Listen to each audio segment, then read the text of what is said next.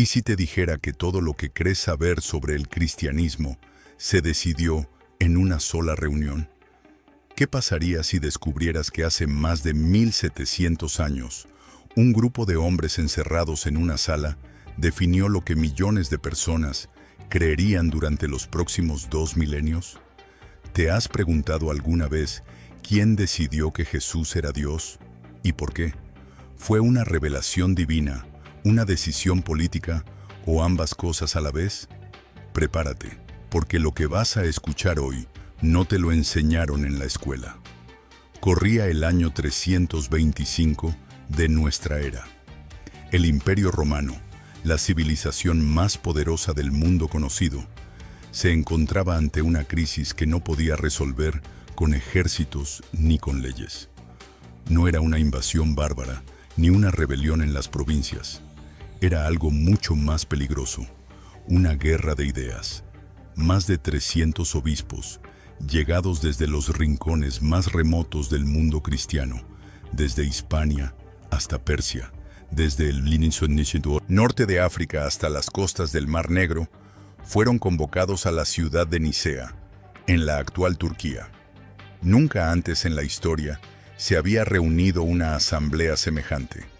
Nunca antes el destino de una religión entera había dependido de un debate. Y detrás de esa convocatoria había un hombre que ni siquiera estaba bautizado, el emperador Constantino. ¿Por qué un emperador pagano se interesó tanto en resolver una disputa entre sacerdotes?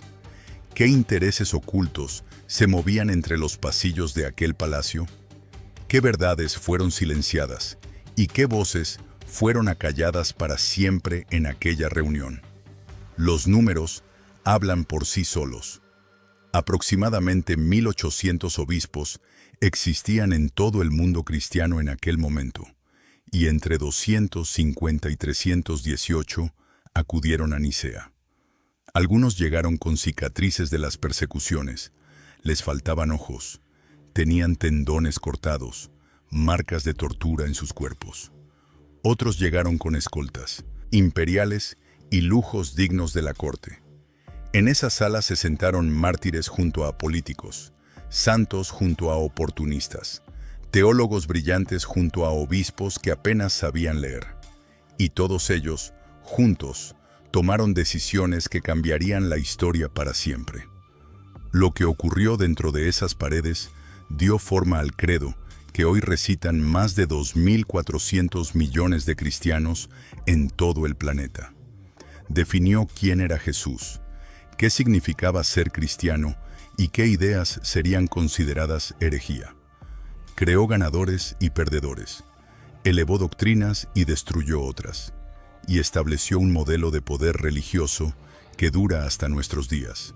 Pero la historia oficial no te cuenta todo, no te cuenta las presiones, las amenazas, los exilios, no te cuenta que el debate no terminó en Nicea, sino que apenas comenzó. No te cuenta que las ideas condenadas sobrevivieron durante siglos en la clandestinidad. En este documental vamos a abrir esas puertas cerradas. Vamos a entrar en esa sala. Vamos a escuchar los argumentos de ambos bandos y vamos a descubrir qué hay de verdad y qué hay de mito en uno de los eventos más trascendentales de la historia humana. Así que, si este tipo de contenido te apasiona, te pido que le des like al video, que te suscribas al canal y actives la campanita para no perderte nada. Comparte este video con alguien que ame la historia, porque lo que viene es demasiado bueno para guardártelo. Déjame en los comentarios desde dónde nos estás viendo hoy. Quiero saber de qué parte del mundo eres. Y si llegamos a 100 likes, te prometo que habrá mucho más contenido como este. Más profundo, más revelador, más sorprendente. Ahora sí, quédate hasta el final, porque lo que vas a descubrir te va a cambiar la forma de ver la historia. Empecemos. Para entender lo que pasó en Nicea, primero necesitas borrar de tu mente la imagen de un cristianismo uniforme y organizado. Olvida las catedrales, olvida al Papa, Olvida los dogmas que hoy parecen inamovibles, porque en los siglos III y IV después de Cristo, el cristianismo era todo menos una religión unificada. Era un mosaico inmenso de comunidades dispersas, cada una con sus propias creencias, sus propios textos sagrados y sus propias formas de entender quién era Jesús de Nazaret. Imagina un mapa del Mediterráneo en esa época. En Alejandría, la gran capital intelectual de Egipto, los teólogos cristianos dialogaban con la filosofía griega y construían complejas teorías sobre la relación entre Dios Padre y el Hijo. En Antioquía, en la actual Siria, se leía la Biblia de forma más literal y se ponía el acento en la humanidad de Jesús. En Roma, la comunidad cristiana empezaba a reclamar una autoridad especial por ser la ciudad donde habían muerto los apóstoles Pedro y Pablo. En el norte de África, figuras como Tertuliano desarrollaban una teología apasionada, combativa, que no temía enfrentarse ni al poder imperial ni a otros cristianos. Y en 1900, las comunidades más alejadas, desde las montañas de Armenia hasta los desiertos de Mesopotamia, el cristianismo adoptaba formas que hoy nos resultarían casi irreconocibles. No existía un solo libro que todos aceptaran como sagrado. Los evangelios que hoy conocemos como canónicos convivían con decenas de otros textos, evangelios atribuidos a Tomás, a Felipe, a María Magdalena, escritos apocalípticos, cartas y tratados teológicos que circulaban de comunidad en comunidad. Cada grupo seleccionaba los textos que consideraba auténticos y rechazaba los que no encajaban con su visión. No había una autoridad central que dijera esto es verdad y esto es mentira. Las diferencias no eran menores. Para algunos cristianos, Jesús era un profeta humano elegido por Dios. Para otros, era un ser divino que solo aparentaba tener un cuerpo humano. Algunos creían en un solo Dios que se manifestaba de 3 formas diferentes. Otros pensaban que el Padre, el Hijo y el Espíritu Santo eran 3 entidades completamente separadas. Había quienes defendían que la salvación venía por la fe, y quienes exigían un conocimiento secreto, una gnosis, accesible solo a los iniciados. Esta diversidad no era caótica por accidente.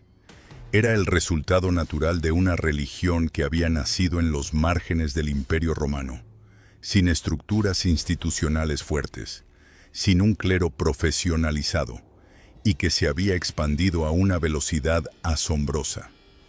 En apenas 3 siglos, el cristianismo había pasado de ser un pequeño movimiento judío en Palestina a contar con millones de seguidores repartidos por 3 continentes. Esa expansión trajo riqueza cultural, pero también conflicto, porque cuando no hay una autoridad que defina la doctrina, cada comunidad se convierte en su propia autoridad. Y cuando esas comunidades empiezan a crecer, a competir por fieles, a disputarse influencia, las diferencias teológicas se convierten en batallas. No batallas con espadas todavía, pero sí con palabras, con excomuniones, con acusaciones de herejía. Este era el mundo cristiano que existía antes de Nicea, vibrante, diverso, contradictorio y profundamente dividido. Un mundo donde la pregunta más importante de todas, ¿quién es realmente Jesús?, todavía no tenía una respuesta oficial. Y esa pregunta, precisamente esa, estaba a punto de incendiar al imperio entero. Todo comenzó con un sacerdote de Alejandría llamado Arrio, un hombre carismático, inteligente, con una voz que según las crónicas era capaz de cautivar a multitudes enteras. Arrio no era un rebelde ni un hereje autoproclamado. Era un presbítero respetado, formado en las mejores escuelas teológicas de su tiempo, y tenía una pregunta que parecía sencilla, pero que encerraba una bomba. Si Dios es el Padre y Jesús es el Hijo, Entonces, ¿no significa eso que hubo un momento en que el Hijo no existía? Para Arrio, la respuesta era clara. Si Jesús era el Hijo de Dios, entonces había sido engendrado, creado, producido por el Padre en algún momento. Por muy exaltado que fuera, por muy cercano a Dios que estuviera, el Hijo no podía ser igual al Padre. Había existido un tiempo, decía Arrio, en el que el Hijo no era. Esta idea sonaba lógica para muchos. Respetaba la unicidad absoluta de Dios y daba a Jesús un lugar elevadísimo, pero subordinado. Sin embargo, para el obispo Alejandro de Alejandría y para su joven diácono Atanasio, las ideas de Arrio eran una catástrofe teológica. Si Cristo no era plenamente Dios, argumentaban, entonces la salvación cristiana se derrumbaba. Solo Dios podía salvar a la humanidad, y si Jesús era una criatura, por muy elevada que fuera, no tenía el poder de redimir al mundo. El debate no era abstracto. Tocaba el corazón mismo de lo que significaba ser cristiano. Lo que comenzó como una disputa local en Alejandría, se expandió como un incendio. Arrio era un comunicador brillante.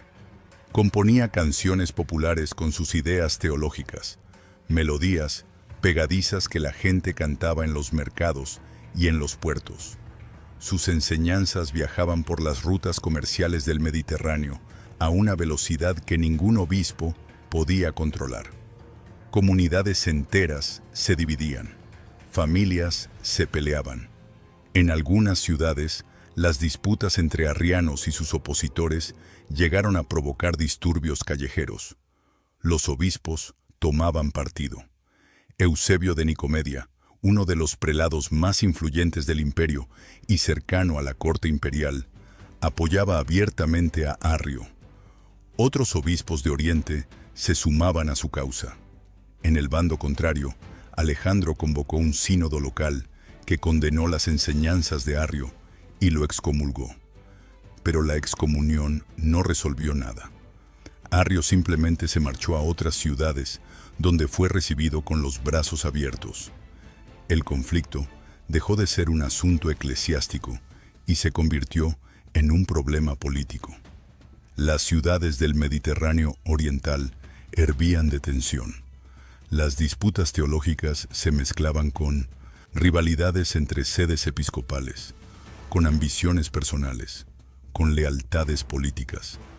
La unidad del mundo cristiano, que era también la unidad social de buena parte del imperio, estaba en peligro. Los informes llegaban a la corte imperial. Constantino, que acababa de unificar el imperio tras décadas de guerras civiles, veía con alarma cómo la religión que él había decidido favorecer se desgarraba por dentro. No podía permitirlo. Un imperio necesita cohesión, y si el cristianismo iba a ser el pegamento que uniera a sus súbditos, entonces los cristianos tenían que ponerse de acuerdo. Primero intentó la diplomacia. Envió cartas a Arrio y a Alejandro pidiéndoles que resolvieran sus diferencias.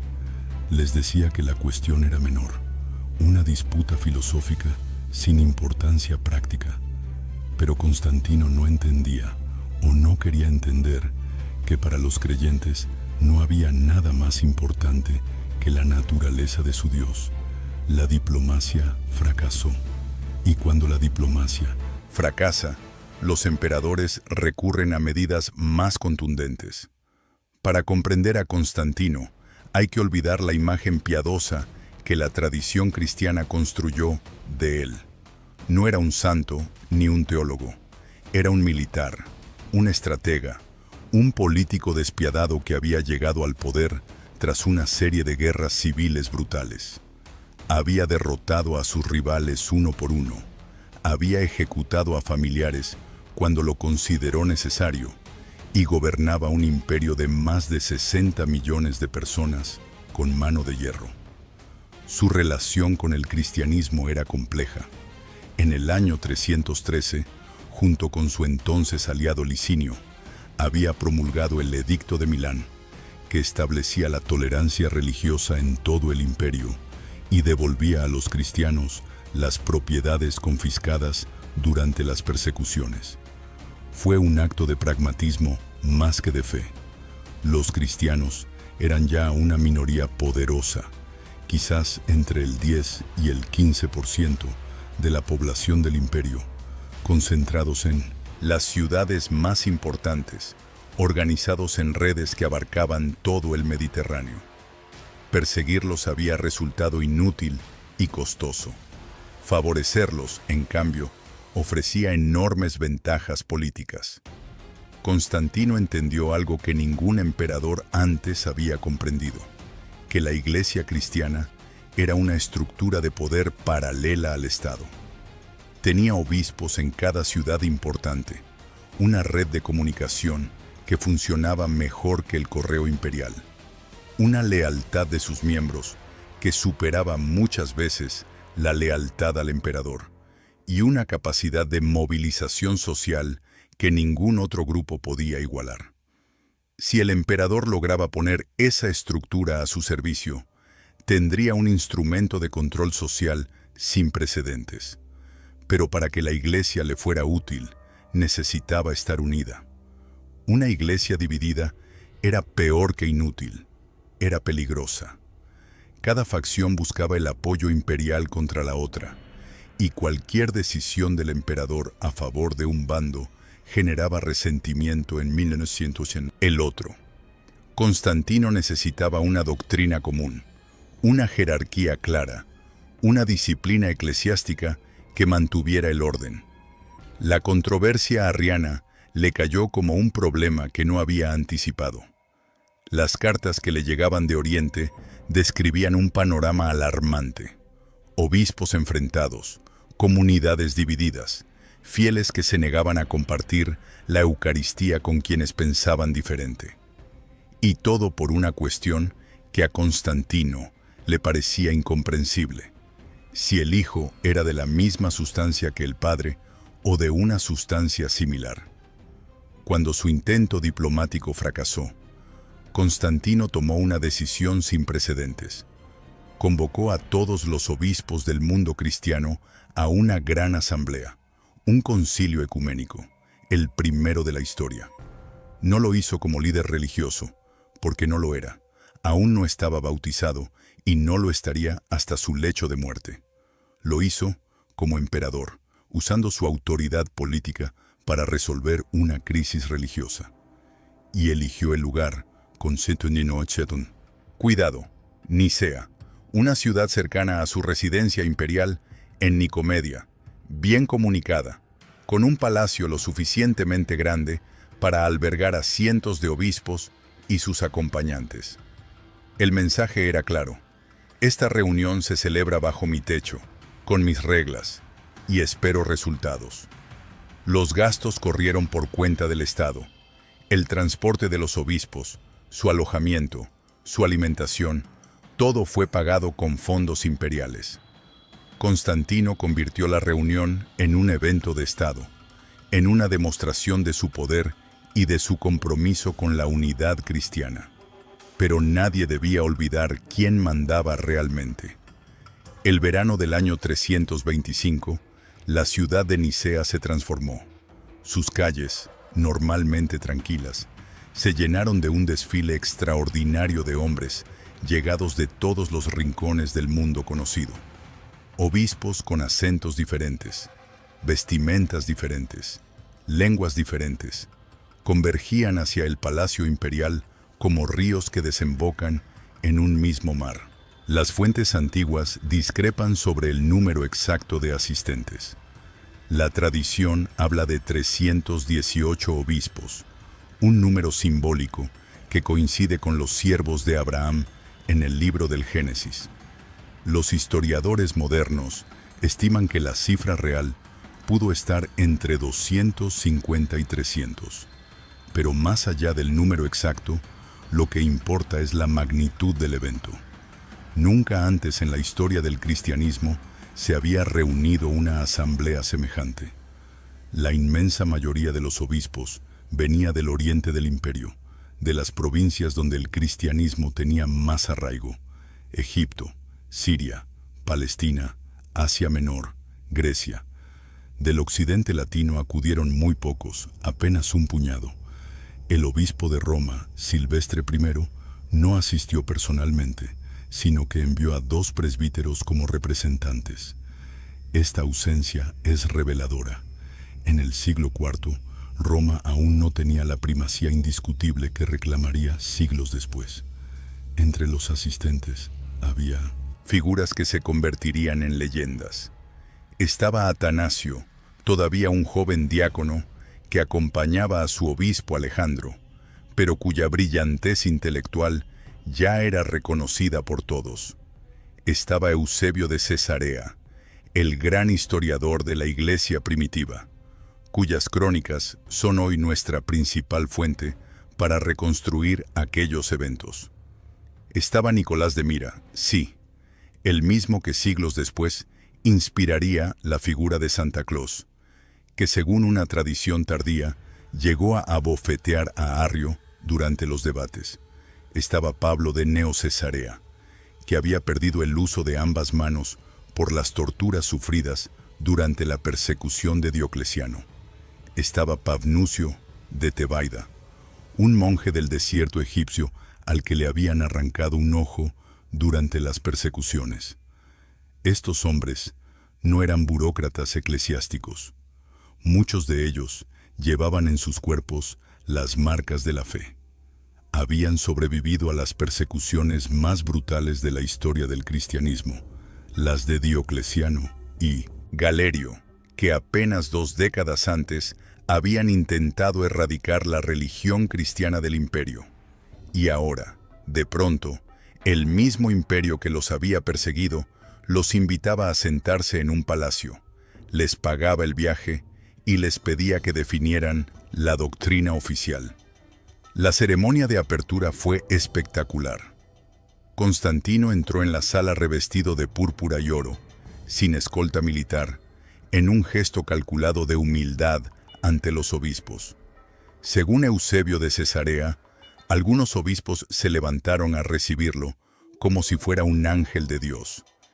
El emperador pronunció un discurso inaugural en latín, que fue traducido al griego para la mayoría de los asistentes, en el que pedía unidad y concordia. Pero detrás de la pompa, la tensión era palpable. Todos sabían por qué estaban allí. La cuestión de Arrio dominaba el ambiente como una tormenta a punto de desatarse. Los bandos ya estaban formados.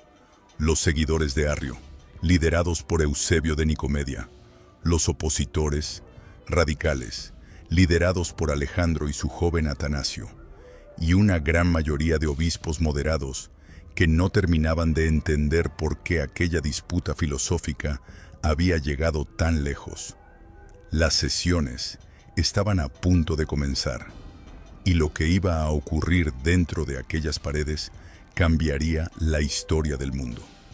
Cuando los debates comenzaron formalmente, la sala del Palacio Imperial se convirtió en un campo de batalla intelectual como pocos se han visto en la historia. De un lado, Arrio y sus defensores. Del otro, la facción liderada por Alejandro de Alejandría, cuyo portavoz más brillante era su joven diácono Atanasio, un hombre de apenas 20 y tantos años que sin embargo poseía una mente teológica extraordinaria. Arrio presentó su posición con claridad y elegancia. Su argumento central era que Dios Padre era absolutamente único, indivisible, sin origen y sin igual. El Hijo, Jesucristo, había sido la primera y más perfecta de todas las criaturas de Dios, creado antes del tiempo, antes del universo, antes de todas las cosas. El Hijo era divino en un sentido derivado, es decir, había recibido su divinidad del Padre como un don, pero no la poseía por naturaleza propia. Era semejante al Padre, pero no igual. Era grande, pero no eterno en el mismo sentido que el Padre. Para Arrio, esta posición respetaba la lógica y la tradición. Si el Padre había engendrado al Hijo, entonces había existido un antes y un después. El Padre existía primero, el Hijo vino después. No podían ser iguales porque uno era la causa y el otro era el efecto. Además, muchos pasajes de la Escritura parecían apoyar esta lectura. Jesús rezaba al Padre, se sometía a su voluntad, declaraba que el Padre era mayor que él. Atanasio respondió con una ferocidad intelectual que dejó marca en la historia. Para él, la posición de Arrio destruía la esencia misma del cristianismo. Si Cristo no era plenamente Dios, verdadera y completamente Dios, de la misma sustancia y naturaleza que el Padre, entonces no podía haber salvación, porque solo Dios podía salvar. Una criatura, por perfecta que fuera, no podía cerrar el abismo entre lo divino y lo humano. Si Jesús era solo la primera criatura, entonces los cristianos estaban adorando a una criatura, y eso era idolatría. Atanasio insistía en que el Hijo era coeterno con el Padre, que no había existido un momento en que el Hijo no fuera. Usaba una analogía. Así como el sol y su resplandor existen simultáneamente, así el Padre y el Hijo coexisten desde toda la eternidad. El Hijo no fue creado, fue engendrado, y engendrar no es lo mismo que crear. El Padre engendra al Hijo de su propia sustancia, no lo fabrica de la nada. Los debates se prolongaron durante semanas. Los obispos intervenían, argumentaban, citaban la Escritura, se interrumpían unos a otros. Las actas completas del concilio no se conservan, pero las fuentes posteriores describen sesiones apasionadas, a veces violentas, en su retórica. Eusebio de Nicomedia intentó defender a Arrio con argumentos moderados, pero cuando leyó una carta de Arrio en la que éste exponía sus ideas con toda crudeza, muchos obispos reaccionaron con indignación y la carta fue rasgada públicamente. Lo que estaba en juego no era solo una cuestión filosófica, era la identidad misma del cristianismo. Si Arrio tenía razón, el cristianismo se parecería más al judaísmo o al islam posterior, un monoteísmo estricto con un profeta o intermediario elevado. Si Atanasio tenía razón, el cristianismo sería algo radicalmente nuevo en la historia de las religiones, una fe en un Dios que se hace hombre sin dejar de ser Dios. Los moderados buscaban fórmulas de compromiso. Eusebio de Cesarea propuso un credo basado en el que usaba su propia iglesia, intentando encontrar un lenguaje que ambos bandos pudieran aceptar. Pero Atanasio y sus aliados rechazaron cualquier ambigüedad. Querían una definición clara, tajante, que no dejara espacio a interpretaciones arrianas. Y tenían un aliado inesperado, el propio emperador. El corazón del concilio de Nicea latía en torno a una sola pregunta, quizás la más importante que se ha formulado jamás en la historia de la teología. ¿Es Jesucristo verdaderamente Dios o es la más excelsa de las criaturas de Dios? Esta pregunta, que puede parecer abstracta a ojos modernos, tenía consecuencias prácticas enormes para los millones de cristianos del siglo IV. El debate se desarrolló en varios niveles simultáneos. En el nivel escriturístico, ambos bandos buscaban apoyo en los textos sagrados. Los arrianos citaban pasajes donde Jesús aparecía claramente subordinado al Padre. Señalaban el Evangelio de Juan, donde Jesús dice, «El Padre es mayor que yo». Citaban Proverbios, donde la sabiduría divina declara «El Señor me creó al inicio de su camino». Citaban los relatos de la pasión, donde Jesús suda sangre, tiene miedo, suplica que el cáliz pase de él, y muere en la cruz gritando, «Dios mío, ¿por qué me has abandonado?» ¿Cómo podía Dios sufrir, tener miedo, morir?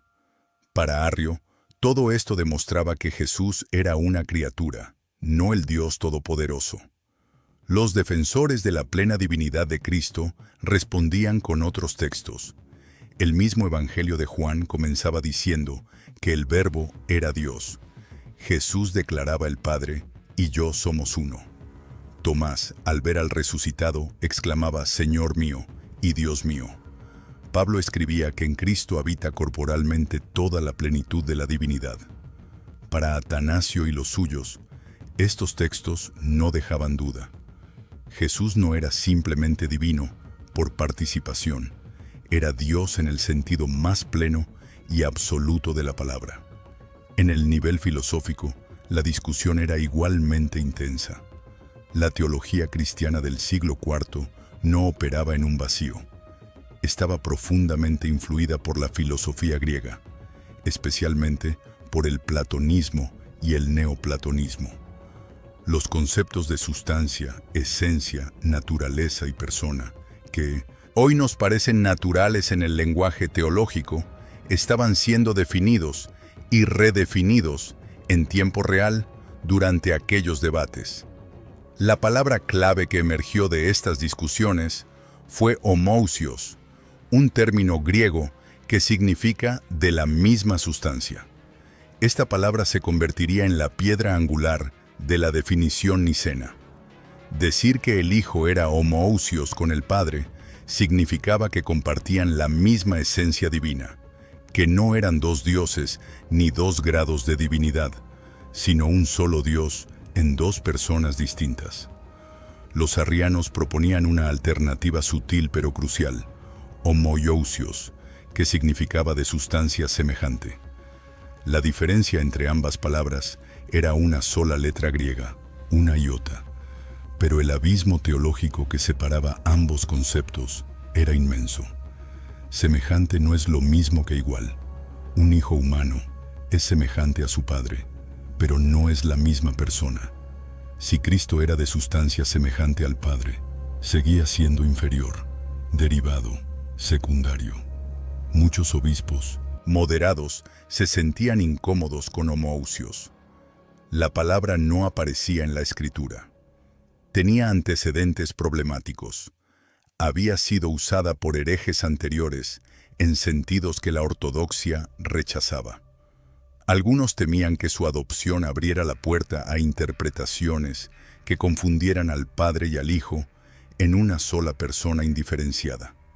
Pero Atanasio argumentó que precisamente por eso era necesaria, porque era la única palabra que los arrianos no podían reinterpretar a su favor.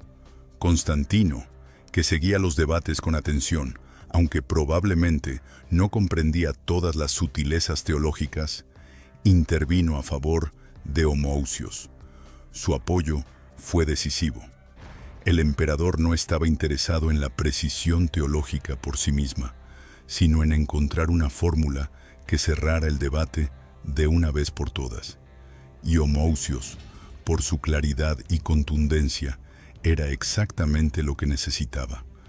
Con la balanza inclinada a favor de la plena divinidad de Cristo, los obispos se enfrentaron a una tarea monumental: redactar un texto que expresara de forma precisa e inequívoca la fe común de toda la Iglesia cristiana. Ese texto sería el Credo Niceno, una declaración de fe destinada a ser recitada en cada comunidad, en cada liturgia, en cada rincón del mundo cristiano. La redacción no fue sencilla. Cada palabra fue discutida, sopesada, analizada desde todos los ángulos posibles. Los obispos eran conscientes de que estaban escribiendo un documento que definiría la ortodoxia durante generaciones. No podían permitirse ambigüedades ni errores. El punto de partida fue un credo propuesto por Eusebio de Cesarea, basado en la fórmula bautismal que se usaba en su iglesia. Era un texto relativamente simple que afirmaba la fe en Dios Padre, en Jesucristo su Hijo y en el Espíritu Santo. Pero los defensores de la plena divinidad de Cristo consideraron que era insuficiente. No contenía las precisiones necesarias para cerrar la puerta al arrianismo. Se añadieron entonces las cláusulas decisivas. El credo afirmaría que el Hijo era Dios de Dios, luz de luz, Dios verdadero de Dios verdadero, que era engendrado, no creado, y sobre todo, que era de la misma sustancia que el Padre, homoousios. Cada una de estas expresiones era una respuesta directa a las enseñanzas de Arrio. Engendrado, no creado, negaba explícitamente que Cristo fuera una criatura. De la misma sustancia que el Padre, establecía su igualdad absoluta con Dios. El credo incluía además una serie de anatemas, es decir, condenas explícitas de las proposiciones arrianas. Se condenaba a quienes dijeran que hubo un tiempo en que el Hijo no existía, que fue hecho de la nada, que era de una sustancia diferente a la del Padre, o que era mudable o alterable. Estos anatemas no dejaban espacio para la ambigüedad. Quien sostuviera estas ideas quedaba fuera de la comunión de la Iglesia. El texto final era breve, apenas unas líneas, pero cada palabra había sido elegida con una precisión casi quirúrgica. Era a la vez una profesión de fe y un documento político, una declaración teológica y un instrumento de control. Definía quién estaba dentro y quién estaba fuera. Trazaba una línea que separaba la ortodoxia de la herejía. La votación fue abrumadora. De los obispos presentes, la inmensa mayoría firmó el credo. Solo 2 obispos libios se negaron a hacerlo y fueron excomulgados junto con Arrio. Algunos obispos que simpatizaban con las ideas arrianas firmaron a regañadientes, presionados por el ambiente del concilio y por la presencia del emperador. Eusebio, de Nicomedia, el principal protector de Arrio, terminó firmando el credo, pero se negó a firmar los anatemas, lo que le valió el destierro temporal. Pero el credo niceno no era solo un texto teológico, era también el primer credo ecuménico de la historia, es decir, la primera declaración de fe aceptada por una asamblea que representaba a toda la Iglesia universal. Su adopción sentó un precedente fundamental. La idea de que la doctrina cristiana debía ser definida por concilios, por asambleas representativas, no por la autoridad de un solo obispo, ni por la tradición local de una comunidad particular. El credo que se recita hoy en las iglesias cristianas de todo el mundo no es exactamente el que se redactó en Nicea. Fue ampliado y modificado en el Concilio de Constantinopla del año 381. Pero su núcleo, su corazón teológico, la afirmación de que Cristo es de la misma sustancia que el Padre, nació aquí, en esta sala, en el verano del 325. Una vez aprobado el credo, el concilio pasó a la fase más dura, las consecuencias para quienes se negaban a aceptarlo. Arrio fue condenado formalmente. Sus escritos fueron declarados heréticos y se ordenó su destrucción. El propio Arrio y los 2 obispos que se negaron a firmar el credo fueron excomulgados y enviados al exilio. Eusebio de Nicomedia y Teognis de Nicea, que habían firmado el credo, pero se negaron a suscribir los anatemas, corrieron la misma suerte poco después. La condena iba acompañada de medidas prácticas. Se prohibió la lectura y difusión de los escritos de Arrio. Se ordenó que cualquiera que poseyera copias de sus obras las entregara para ser quemadas, bajo pena de muerte. Era la primera vez en la historia que un concilio cristiano recurría al poder del Estado para imponer una decisión doctrinal. El brazo secular del emperador estaba al servicio de la ortodoxia teológica. Pero la condena de Nicea no acabó con el arrianismo, ni mucho menos. En los años y décadas siguientes, las ideas de Arrio no solo sobrevivieron, sino que experimentaron un resurgimiento espectacular. La razón era que el arrianismo contaba con poderosos aliados en la corte imperial y entre el episcopado oriental. Apenas unos años después del concilio, el propio Constantino comenzó a suavizar su posición. Influido por obispos de tendencia arriana que formaban parte de su círculo cercano, el emperador permitió el regreso de Arrio del exilio. Los rumores decían que Arrio iba a ser readmitido en la comunión eclesiástica en Constantinopla, pero murió de forma repentina la víspera de su rehabilitación, en circunstancias que las fuentes describen de manera dramática y que sus enemigos interpretaron como un castigo divino. La muerte de Arrio no mató al arrianismo. Bajo los sucesores de Constantino, especialmente bajo su hijo Constancio II, que gobernó la parte oriental del imperio, el arrianismo se convirtió en la doctrina favorecida por el poder imperial. Atanasio, el gran defensor de Nicea, fue depuesto de su sede episcopal y enviado al exilio nada menos que 5 veces a lo largo de su vida. Pasó más de 17 años fuera de Alejandría, perseguido por emperadores y por obispos arrianos. Durante décadas, la situación fue paradójica. El credo niceno era oficialmente la doctrina de la Iglesia, pero en la práctica, muchas iglesias del Oriente seguían enseñanzas arrianas o semiarrianas.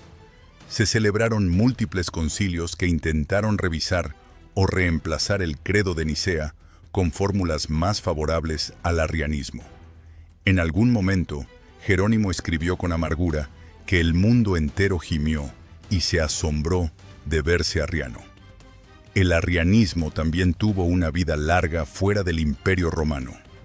Los misioneros arrianos, especialmente el obispo Ulfilas, llevaron el cristianismo a los pueblos germánicos, los godos, los vándalos, los burgundios, los lombardos en su versión arriana. Cuando estos pueblos invadieron el imperio occidental en el siglo V, trajeron consigo un cristianismo arriano que coexistió y compitió con el catolicismo niceno durante generaciones. Los reyes visigodos de Hispania fueron arrianos hasta finales del siglo VI, cuando el rey Recaredo se convirtió al catolicismo en el Tercer Concilio de Toledo del año 589. La condena de Nicea fue, por tanto, un comienzo, no un final. El arrianismo tardó más de 2 siglos en ser completamente derrotado, y su fantasma siguió apareciendo en diferentes formas a lo largo de la historia del cristianismo. Pero el principio estaba sentado. La Iglesia había hablado y había dicho que Cristo era Dios, plenamente, completamente, sin reservas. Más allá de la cuestión arriana, el Concilio de Nicea estableció algo que transformaría la estructura del cristianismo para siempre. El principio de que las grandes cuestiones doctrinales debían resolverse en concilios ecuménicos, asambleas representativas de toda la Iglesia universal. Antes de Nicea, las disputas teológicas se resolvían de maneras diversas y a menudo caóticas. Un obispo influyente imponía su criterio en su región. Un sínodo local condenaba a un hereje, pero el hereje simplemente se trasladaba a otra jurisdicción donde era acogido. Las cartas circulaban de comunidad en comunidad, pero no había un mecanismo formal para que toda la Iglesia hablara con una sola voz. Nicea cambió todo eso. Por primera vez, obispos de todo el mundo cristiano se reunieron, debatieron y votaron una decisión que era vinculante para todos. El concilio no era simplemente una reunión consultiva. Sus decretos tenían fuerza de ley, respaldados por la autoridad del emperador. Quien rechazara las decisiones del concilio no solo se ponía fuera de la Iglesia, sino también fuera de la ley imperial. Este modelo tendría una influencia enorme. Después de Nicea vendrían otros grandes concilios ecuménicos que seguirían definiendo la doctrina cristiana.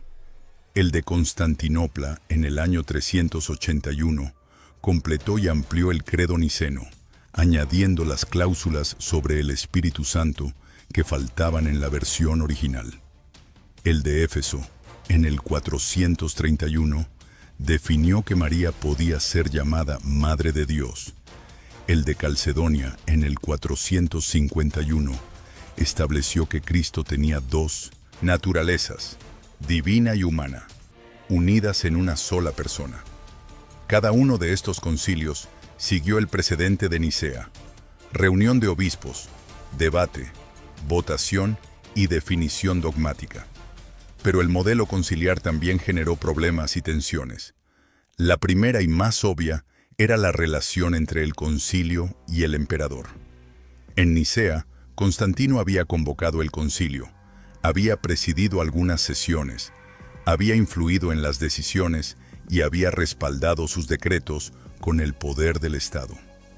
Esto planteaba una pregunta incómoda. ¿Quién tenía la última palabra en materia de doctrina, la Iglesia o el emperador? ¿Era el concilio una asamblea libre de obispos inspirados por el Espíritu Santo? ¿O era un instrumento del poder imperial? Esta tensión recorrería toda la historia del cristianismo oriental. En el Imperio Bizantino se desarrolló el modelo que los historiadores llaman cesaropapismo, en el que el emperador ejercía una influencia decisiva sobre los asuntos eclesiásticos. Los emperadores convocaban concilios, aprobaban o rechazaban sus decisiones, deponían patriarcas y nombraban otros. La línea entre el poder espiritual y el temporal era difusa, y a menudo el temporal se imponía. En Occidente, la evolución fue diferente. La caída del Imperio Romano de Occidente en el siglo V dejó al obispo de Roma, el Papa, como la principal autoridad institucional en una Europa fragmentada. Sin un emperador que lo controlara, el papado desarrolló progresivamente la doctrina de la primacía papal, según la cual el Papa tenía autoridad suprema sobre toda la Iglesia, incluso por encima de los concilios. Esta doctrina culminaría en el Concilio Vaticano I de 1870, que declaró la infalibilidad del Papa.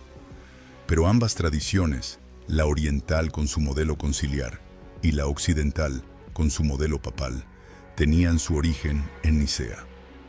Fue allí donde la Iglesia descubrió que necesitaba mecanismos institucionales para resolver sus disputas. Y fue allí donde el poder político se involucró por primera vez de manera directa y decisiva en la definición de la doctrina cristiana. ¿Qué queda hoy del Concilio de Nicea? Mucho más de lo que la mayoría de la gente imagina. Las decisiones tomadas en aquella sala, en el verano del año 325, siguen vivas, siguen siendo relevantes, siguen generando debate 1700 años después. El legado más visible es el credo. Aunque la versión que se recita hoy en las iglesias es la revisada en Constantinopla, su núcleo es niceno. Cada domingo, más de 2.400 millones de cristianos en el mundo, católicos, ortodoxos, anglicanos, luteranos y muchos otros, profesan su fe con palabras que fueron forjadas en aquel concilio. Cuando dicen Dios de Dios, luz de luz, Dios verdadero de Dios verdadero, engendrado, no creado, de la misma naturaleza que el Padre, están repitiendo la fórmula que Atanasio y sus aliados lucharon por imponer frente a Arrio. Pero el legado de Nicea va mucho más allá del credo. El concilio también tomó decisiones sobre la organización de la Iglesia que fueron fundamentales. Estableció reglas sobre la jerarquía eclesiástica, definiendo las relaciones entre los obispos de las grandes sedes, Roma, Alejandría y Antioquía. Fijó normas sobre la ordenación de sacerdotes y obispos. Reguló la readmisión de los cristianos que habían apostatado durante las persecuciones. Un problema pastoral enorme en una iglesia que todavía vivía con las cicatrices del martirio. Nicea también abordó la cuestión de la fecha de la Pascua, que era fuente de disputas entre las comunidades orientales y occidentales. El concilio decidió que la Pascua se celebraría el primer domingo después de la primera luna llena de primavera, separándola definitivamente del calendario judío. Esta decisión sigue vigente hoy, y es la razón por la que la Semana Santa cambia de fecha cada año. En un plano más profundo, Nicea marcó el nacimiento de lo que podríamos llamar la ortodoxia cristiana institucionalizada. Antes de Nicea, la diversidad era la norma y la herejía era un concepto local y relativo. Después de Nicea, existía una definición oficial de la fe correcta, respaldada por la autoridad de un concilio ecuménico y por el poder del Estado. Quien no aceptara esa definición era hereje, y ser hereje tenía consecuencias no solo espirituales, sino también legales y sociales. Este modelo de ortodoxia definida desde arriba y reforzada por el poder político ha sido objeto de críticas a lo largo de la historia. Los pensadores ilustrados del siglo XVIII veían en Nicea el ejemplo perfecto de la alianza nefasta entre el trono y el altar. Los historiadores modernos señalan que las decisiones del concilio no reflejaban necesariamente la verdad teológica, sino el equilibrio de poder político de su momento. Los teólogos liberales argumentan que la diversidad del cristianismo primitivo era una riqueza que Nicea contribuyó a destruir. Pero otros ven en Nicea algo diferente. El momento en que una comunidad de creyentes, enfrentada a preguntas fundamentales sobre su identidad, encontró la valentía de dar respuestas claras. Las respuestas podían ser discutibles, pero al menos eran respuestas. Y permitieron que el cristianismo, en lugar de fragmentarse en cientos de sectas mutuamente hostiles, desarrollara una identidad coherente que lo sostuvo durante siglos. Lo que es innegable es que Nicea fue un punto de inflexión. Antes de Nicea, el cristianismo era un movimiento plural, descentralizado, en constante evolución. Después de Nicea, empezó a convertirse en una institución, con doctrinas definidas, jerarquías establecidas y mecanismos de control. Para bien o para mal, el cristianismo que conocemos hoy es, en gran medida, hijo de aquella reunión en un palacio de Asia Menor hace más de 17 siglos. Si crees que el concilio de Nicea cerró el debate, estás muy equivocado. Lo que vino después fue un periodo de caos teológico y político tan intenso que hace que las discusiones del propio concilio parezcan una conversación amistosa. Las décadas que siguieron al año 325 fueron paradójicamente el momento de mayor triunfo del arrianismo, la misma doctrina que Nicea había condenado. El problema comenzó con el propio Constantino. El emperador que había presidido el concilio y respaldado la condena de Arrio, empezó a cambiar de opinión apenas unos años después. Su hermana Constancia era cercana a círculos arrianos, y obispos como Eusebio de Nicomedia, que había sido exiliado tras el concilio, supieron maniobrar hábilmente en la corte para recuperar la gracia imperial. Hacia el año 328, Eusebio de Nicomedia no solo había regresado del exilio, sino que se había convertido en el obispo de la nueva capital imperial, Constantinopla, y en el consejero espiritual más cercano al emperador.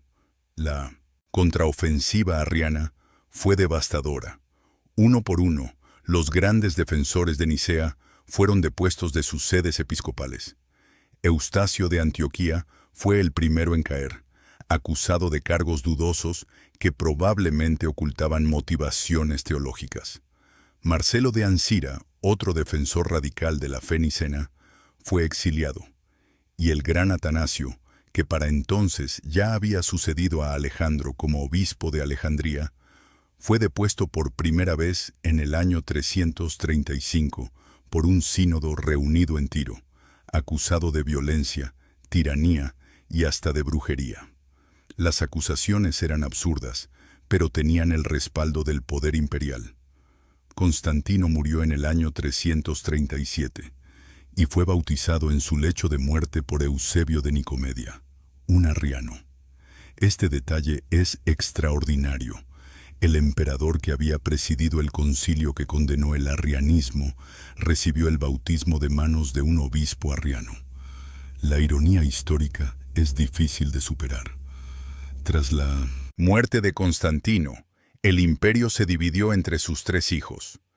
El más poderoso de ellos, Constancio II, que controlaba la parte oriental, era abiertamente proarriano. Durante su reinado, que se extendió hasta el año 361, el arrianismo vivió su edad de oro. Se celebraron múltiples concilios que intentaron reemplazar el credo de Nicea con fórmulas más favorables a las ideas arrianas. En el concilio de Sirmio, del año 357, se llegó a prohibir el uso de la palabra homoousios, la misma palabra que Nicea había establecido como piedra angular de la ortodoxia. Atanasio fue exiliado 5 veces a lo largo de su vida, pasando más de 17 años lejos de su sede en Alejandría. Fue perseguido por emperadores, condenado por concilios, buscado por soldados. En una ocasión, tuvo que huir de noche por el Nilo, mientras los soldados imperiales registraban su iglesia. En otra, se refugió durante 6 años entre los monjes del desierto egipcio, viviendo en cuevas y monasterios remotos, escribiendo tratados teológicos que se distribuían clandestinamente por todo el mundo cristiano. Pero Atanasio no estaba solo. Desde el desierto, los monjes de Egipto lo apoyaban incondicionalmente. El movimiento monástico, que estaba experimentando un crecimiento explosivo en esas décadas, se convirtió en el bastión de la fe nicena. Mientras los obispos de las grandes ciudades sucumbían a las presiones imperiales, los monjes del desierto mantenían viva la llama de Nicea. Eran hombres que habían renunciado a todo, que no tenían nada que perder, y cuya autoridad moral era inmensa ante el pueblo cristiano.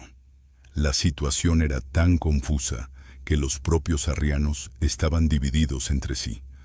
Había arrianos radicales, llamados anomeos, que sostenían que el Hijo era completamente diferente al Padre. Había arrianos moderados, llamados homoyanos, que preferían decir simplemente que el Hijo era semejante al Padre sin precisar en qué sentido. Y había semiarrianos, que aceptaban que el Hijo era de sustancia semejante, pero no idéntica al Padre. Estas facciones se combatían entre sí con tanta ferocidad como combatían a los nicenos. El emperador Juliano, que sucedió a Constancio II en el 361, añadió un giro inesperado. Intentó restaurar el paganismo y retiró el apoyo imperial a cualquier facción cristiana. Su política tuvo el efecto paradójico de permitir que los obispos exiliados, incluido Atanasio, regresaran a sus sedes. Pero Juliano murió apenas 2 años después, y la rueda política volvió a girar. No fue hasta el reinado del emperador Teodosio I, a partir del año 379, que la fe nicena recuperó definitivamente el respaldo imperial. Teodosio era un hispano, nacido en la actual Coca, en Segovia, y había sido educado en la tradición nicena occidental. En el año 380 promulgó el Edicto de Tesalónica, que declaraba el cristianismo niceno como la religión oficial del Imperio Romano y condenaba todas las demás formas de cristianismo como herejía. El año 381, más de medio siglo después de Nicea, el emperador Teodosio convocó un nuevo concilio ecuménico en Constantinopla. Este sería el segundo gran concilio de la historia cristiana, y su misión era clara: cerrar de una vez por todas las heridas abiertas desde Nicea y completar la obra que el primer concilio había dejado inconclusa. La situación había cambiado dramáticamente desde el 325. Atanasio había muerto en el año 373, después de una vida entera dedicada a la defensa de la fe nicena. No llegó a ver el triunfo definitivo de la causa por la que había luchado, pero dejó una herencia intelectual y espiritual que otros recogieron. Los nuevos campeones de la ortodoxia nicena eran los llamados padres capadocios, Basilio de Cesarea, Gregorio de Nacianzo y Gregorio de Nisa, tres teólogos brillantes de la región de Capadocia, en la actual Turquía central. Los padres capadocios hicieron algo que Atanasio no había logrado completamente. Desarrollaron un lenguaje teológico lo suficientemente preciso como para responder a todas las objeciones contra la fe nicena. Distinguieron con claridad entre ousia, que es la esencia o sustancia, y hipóstasis, que es la persona o realización individual. Dios, explicaron, era una sola ousia en tres hipóstasis: Padre, Hijo y Espíritu Santo. Tres personas distintas que compartían una única y misma naturaleza divina. No eran tres dioses, porque su naturaleza era una sola. No eran una sola persona, porque cada uno tenía su propia realidad personal. Esta fórmula, una sustancia y tres personas, resolvía las ambigüedades que habían atormentado al debate teológico durante décadas. Respondía a los arrianos, que negaban la igualdad del Hijo. Respondía a los sabelianos, que confundían las tres personas en una sola. Y respondía a los pneumatómacos, una nueva facción que aceptaba la divinidad del Hijo, pero negaba la del Espíritu Santo. Porque esa era precisamente la cuestión pendiente que Nicea había dejado sin resolver: la naturaleza del Espíritu Santo. El credo de Nicea apenas mencionaba al Espíritu Santo con una frase brevísima: y en el Espíritu Santo. No decía nada sobre su naturaleza, su relación con el Padre y el Hijo, ni su divinidad.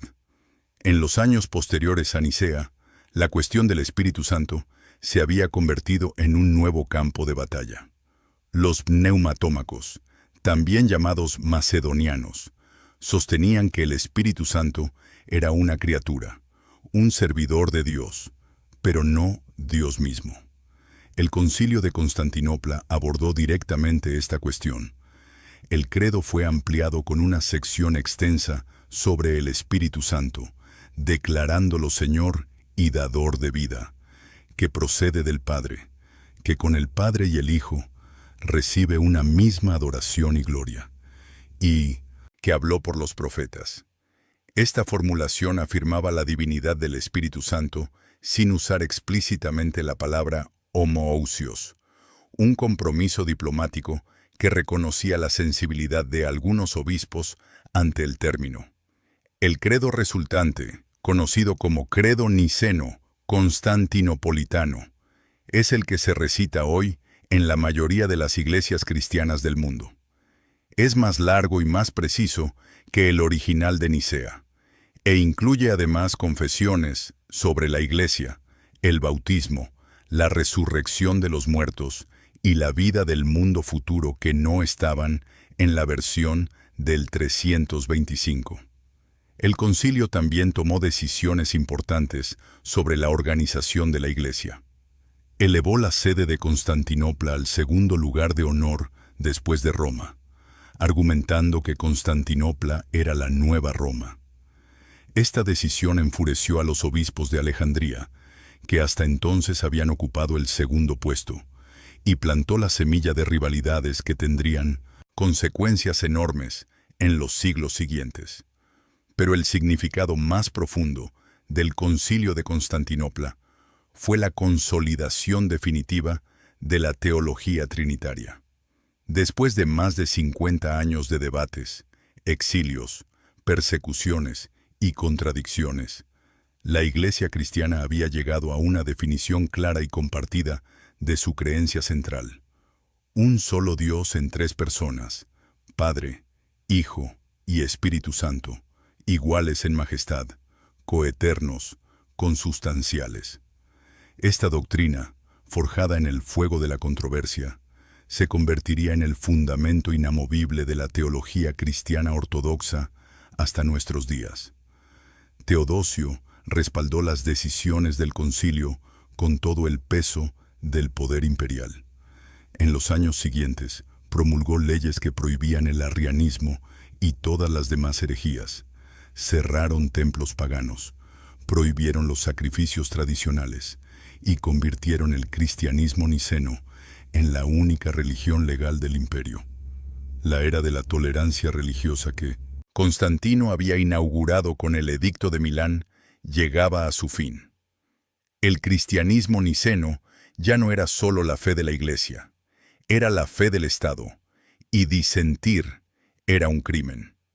Y así llegamos al final de este recorrido extraordinario por uno de los eventos más trascendentales de la historia humana. Hemos viajado al siglo IV.